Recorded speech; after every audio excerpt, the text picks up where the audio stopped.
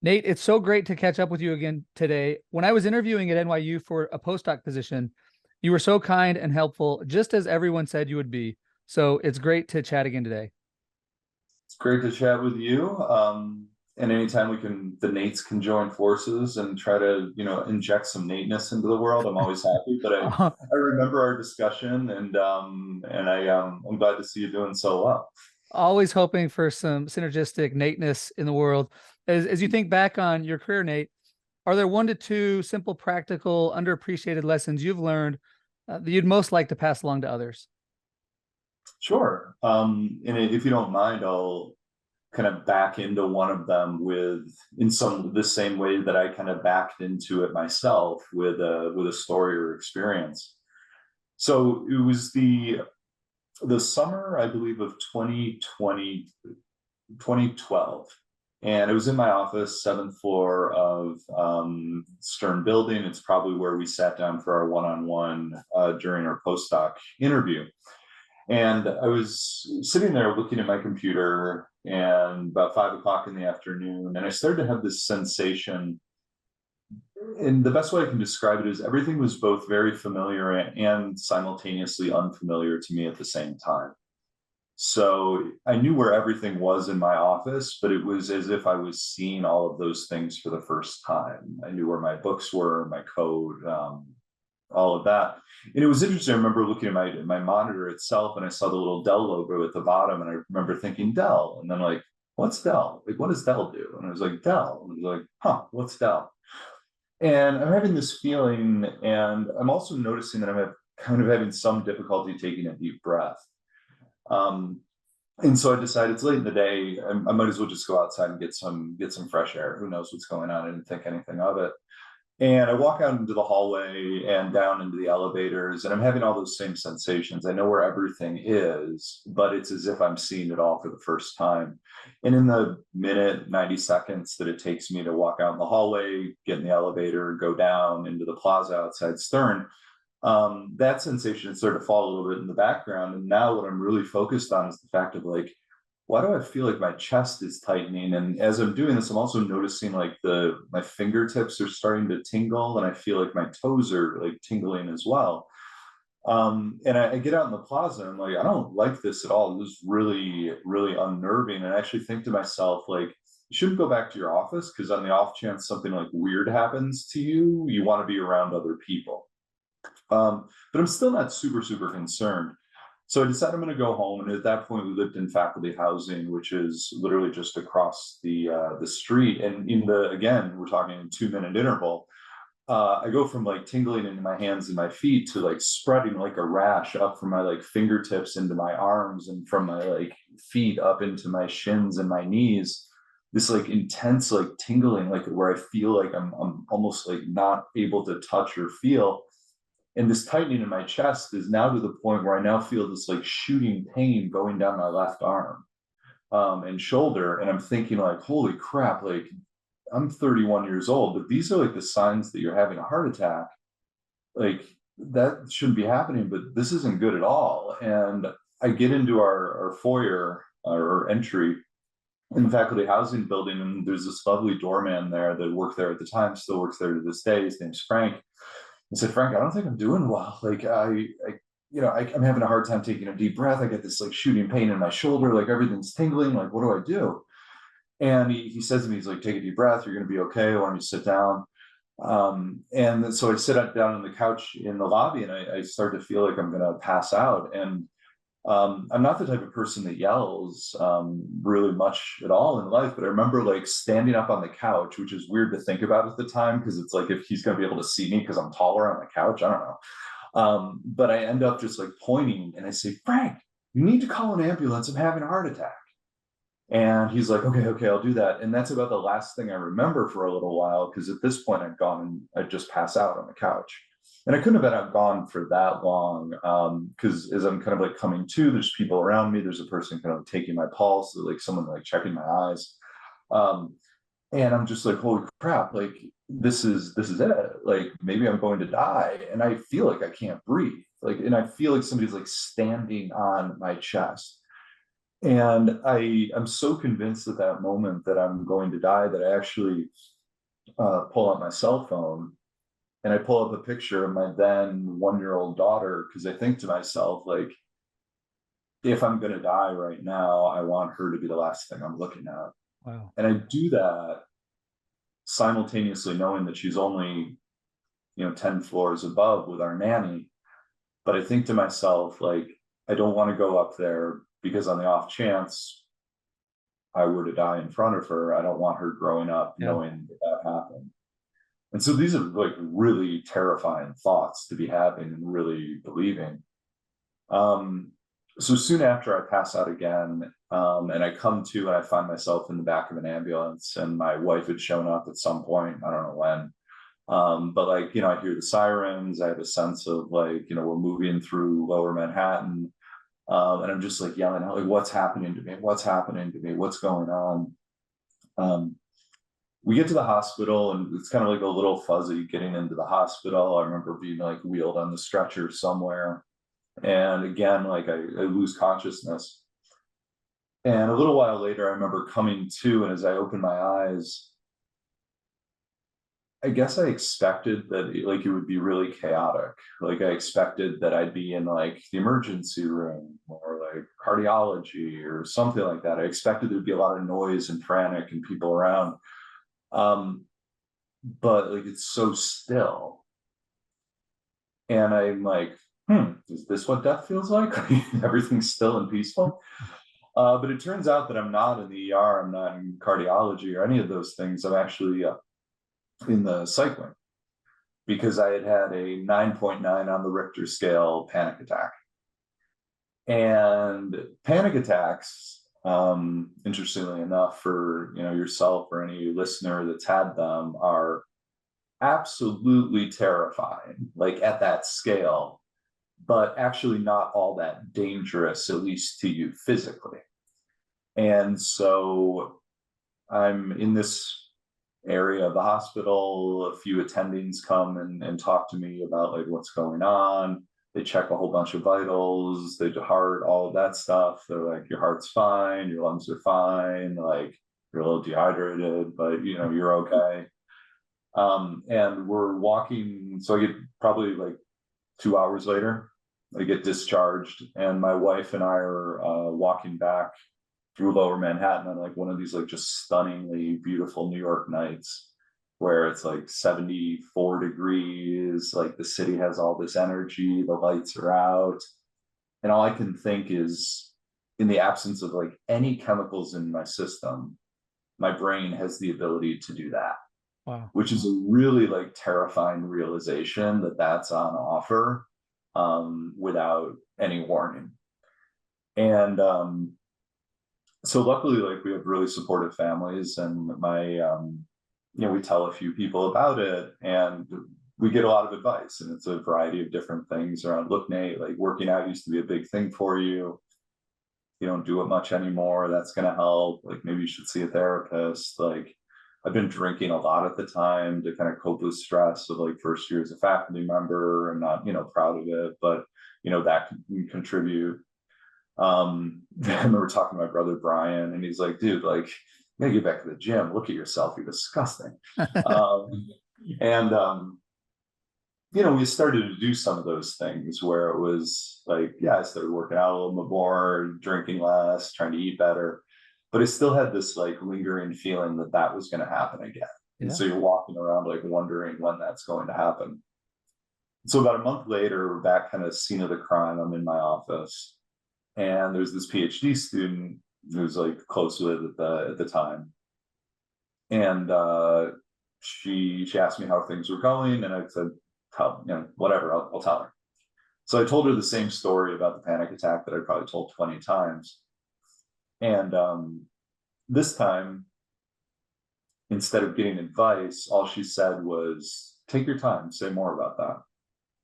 And with that opening, I started to all of a sudden say a set of things that were more true to what was going on with me than I even realized. And I got to the end of that, and she said, it's all right, you got all the time and the time you need, go on. And I started to say more, and I started to realize what was actually kind of really going on with me. Turns out she just finished her master's degree with probably the foremost authority in the field of management on the benefits of listening in the workplace context, Avi Kluger at the Hebrew University of Jerusalem. And so I had this like crazy powerful experience. And so I started to like look into the literature on listening, both from like a research standpoint, but even more so from a pedagogical standpoint. There's this article called by Brink and Costigan, I think it's 2004 or 2014, Academy of Management, Learning and Education. It looks how we don't even bother, like the idea of listening is like we bury it as a learning goal in MBA curriculums. We put privilege presenting, but it turns out if you look at what matters in the workplace, our priority structure is completely flipped from what actually matters out in the real world, where listening is rated by managers as by far ahead of the notion of presenting. And so because of this, I developed a whole class like focused on this idea of leading through listening, and put students through really intensive listening exercises. Try to shine a spotlight on listening, not just as, we listen to people so that we can relate, we listen to people so that we can glean information, we listen to people so we can evaluate, but to say another important reason to listen, and this is me very much borrowing what Avi and others have said, is an important reason to listen is listening to another person so that they can hear themselves. And trying to insert that into our MBA curriculum and even infuse that into the culture at Stern has been, really a goal of mine. And I have to say, I think we're succeeding at it, kind of over the last decade at NYU. What a powerful, scary, interesting story. And I'm so curious on what you've learned in terms of listening. Like, how do we listen? And what do we need to do better? And where do we so often fall short? Sure. Yeah. What I'd like to say is the exercise I do with my students, I'll actually give them questions and then basically I'll set a timer. And so for instance, one of the questions that's kind of difficult, like if we were doing this together, would be what's something that you wish other people understood about you? And I'll give them 5 minutes to speak on that question, and their partner only has one rule, and that is that they can't interrupt or talk at all. It's all your space to speak. And so what we find ends up happening is usually for any question, you could ask me like all sorts of stuff, like what's it like being a dad? What's it like working at Stern? What's it like being a faculty member? What's it like living in New Jersey? Mediocre. Like ask any of those questions. My initial answer is usually just a quick elevator pitch. It's probably something that I've said previously when I answered that question. But the dictates kind of a normal conversation are like, I talk, you talk. Yeah. I talk, you talk. But when there's that pause, and then all of a sudden it doesn't volley to the other person, that's when I start to say stuff that's actually real, because then I'm really thinking about the answer to that question rather than using my memory. I'm using thought. And we start to go deeper. We start to elaborate. We start to sometimes say things that catch us off guard. We're like, wow, I didn't know that I thought that. And so there's this phrase I like to use with my students, which is truth comes after the pause. But yeah, we systematically kind of rob ourselves of that pretty frequently. Now,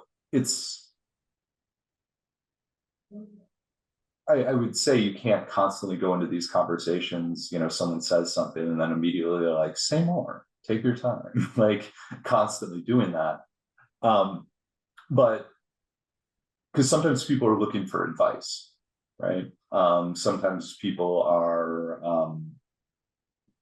from a managerial context, looking for like an evaluation or your opinion or something. But the thing that I like to say is that if you ask me a question and say, hey, I want your opinion on something, chances are the entire time that you're talking, I'm simultaneously trying to track what you're saying, but I'm also trying to conjure what is my opinion of this Yeah. and what advice will I give. And it's kind of like a laptop or a regular computer where, like, right now I have Zoom up, but I also have PowerPoint up, and I also have Excel up. Those two are taking up processing power in the background of my computer. When I'm thinking about trying to give you advice while you're speaking, it's compromising my ability to really hear all that you are saying. So the quality of advice that I'm likely to be able to give is going to be enhanced if the first iteration is I'm simply trying to take in everything you're saying. I'm not even thinking about the advice that I'll give. I'm going to be able to hear far better if I pull back on the idea of advice. There's also this idea that like, people have this remarkable ability, and this is straight out of, like, Carl Rogers. Like, people have a remarkable ability to solve their own problems if someone's willing to draw those answers out of them through listening. What an empowering experience it would be for an employee who goes to their manager simply asks them a bunch of questions and says, tell me more about that, take your time, like, really flesh that out. If the employee in the process of doing that actually figures out the answer themselves versus it being told to them by the manager. It's both empowering to the employee and their own efficacy, and it's also potentially a time saver for the manager in the future, because that person believes that they can solve the thing that they came with. In terms of, sorry, real quick, the last thing I'll say about that is, in terms of taking out in the wild, I like to say that, like, these three magic phrases, like, take your time, say more, and go on. And if you do a round or two of that, then you can give advice. Then you can offer insight. Then you can, invite other voices in. But typically we truncate these things so fast because we're just like, I better hurry up and finish the statement, because in 3, 2, 1, I'm going to be interrupted. And I was, right. So I am so excited to, well, one, that I'm recording this conversation so that I can listen again, because I'm doing a podcast. So I'm like trying to just focus on what you're saying. I've got all these thoughts. I'm trying to think what I'm going to say back, but I love this idea of first pass, just listen. I love the idea of those magic phrases. Take your time, say more, go on. And this idea that if I'm constantly thinking about what I'm going to say next, I'm probably just enacting some sort of script. Like, you say something that reminds me of something, but if I'm really listening, then I have the chance to think and react in a deeper, more thoughtful way. What I probably should have said, after you stopped, of course, was I should have said, go on, say more. Here I am, just reacting to what you said. I also want to be sensitive to your time. No. A couple of questions. One, would you be willing to share your materials with me, that you use to help people listen better? Because I teach leadership, and I'll spend a minute on seek first to understand, and then to be understood, but we're just so bad at it. And so first off, I'd be more than happy to. And I again, I have to shout out both Avi Kluger, Hebrew University of Jerusalem, and then this doctoral student who was at Stern. And really, I mean, she is, if you're ever with someone who you're like, they're an amazing listener, like, she is has this in spades. And I think it's partially her training. I think it's partially just her. Her name is Anat Hurwitz. She's incredible. And you get done with conversations with her and you're like, wow, I feel heard for the first time in a decade. And I just met you like 10 minutes ago. It's crazy. Wow. So the materials, I mean, I'm happy to share, but the credit really should go to Avi Kluger and Anat as well. But I know both of them are looking to spread the good words. So I know they have no feeling that this should be, kept as proprietary or anything like that. So that's awesome. This is now going to become one of my new lifetime goals. I mean, just to hear the power and effect that being a good listener had on you and can have. I'm really excited about this. I'm really excited to dig into this research, use these questions, and try to model this behavior. And maybe last question for you, this has all been about listening. In terms of panic attacks, I know you could talk a lot more about that. Have you been able, what have you done to be able to comfort yourself and hopefully reduce the likeliness of this happening too frequently? Yeah. Yeah. And so, I partly tell that story because, it sinks really well into the idea of listening, and like how my first real experience with that was born out of this kind of really uncomfortable scenario with panic. But I tell it secondarily to just, there's so many of us that are dealing with issues around mental health and wellness, and yet it's still, even in 2023, feels occasionally like unsafe to share that stuff.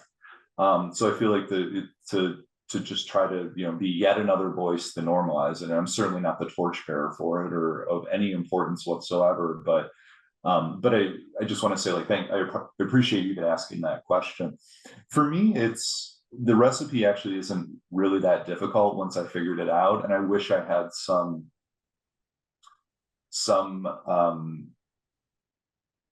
super sage advice, but for me, it's almost a certainty. If I am not exercising, if I'm drinking too much, and I'm not sleeping particularly well, we're going to have a panic attack in the next 30 days. Wow. Like, it's just basically, you put those three things together, line them up, and it'll happen. But the good news is that I've never had a panic attack when I'm coping well with each one of those three things.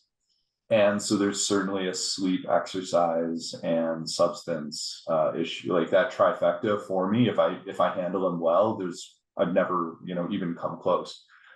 One thing that is so scary about panic attacks that feeds itself is that a really intense panic attack can feel like you're dying.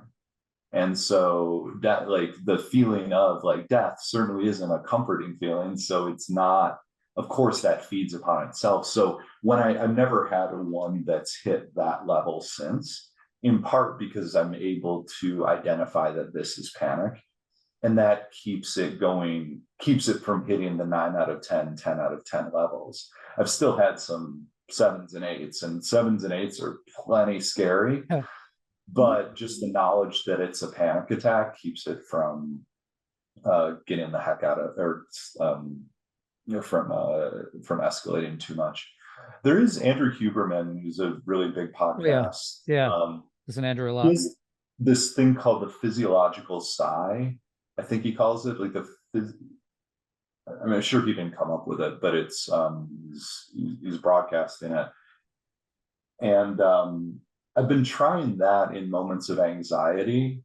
It's basically like I believe it's kind of like 2 quick exhales and then like an inhale. And apparently something about that pattern of breathing makes it very difficult for anxiety to continue. It has something to do with the ratio of, I don't know, oxygen. I think it's like blood leaving our heart and then coming back in. Please don't quote me on the science. It's just the physiological sigh. And I've been playing with that a little bit, and I can see it having some sort of effect. But the problem is, as academics, like, we make money with our brain. Yeah. And so we try really hard to think our way out of everything, into and out of all sorts of stuff. And that's, at least for me, that's never been a particularly good way of getting out of a panic attack when your brain is already hijacked by panic. Yeah. You got somebody, the person who's taken over the wheel is not the one you want driving at that point. Well, I am so intrigued by this. I've really got onto a kind of Andrew Huberman and Peter Attia kick lately. I don't know if you've been listening to Peter Attia, but I've just like become obsessed with exercise, diet, and sleep. This magic trifecta in terms of happiness today and longevity for later. So really interesting to hear that that's been effective for you. And then maybe just one of the last things I'll say, I heard something decades ago, and the idea was, assume everybody that you meet is in grave kind of spiritual, emotional, psychological, physical danger, and you'll be right more than half the time. And so I appreciate you opening up, being vulnerable, sharing such a personal experience to one, teach us such an interesting lesson and hopefully helpful lesson about listening, but two, to provide hope and guidance and normalize this for all of us who are dealing or will deal with something similar at some point. Absolutely. I mean, thank you for providing a platform for doing so. Well, great stuff. You've inspired me. You've piqued my curiosity, and I can't wait to dig into this and learn more and then share with my students. So this podcast episode, if it's not assigned listening in my classes, I will assign portions or we'll play it in class. So again, I just really appreciate you sharing your time with me, Nate, and making my life better. No trouble. Thank you for doing so.